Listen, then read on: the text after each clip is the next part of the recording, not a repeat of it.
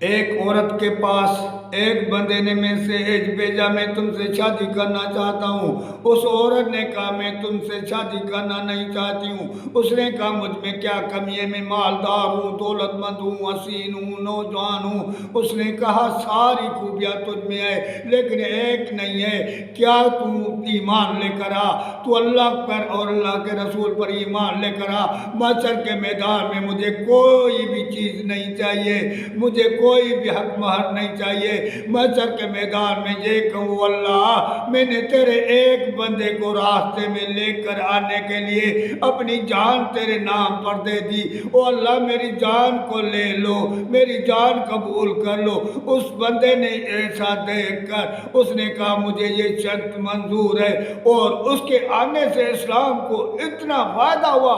اس کے مال اور پر جو اس کے پاس مال تھا وہ اللہ کے نام پر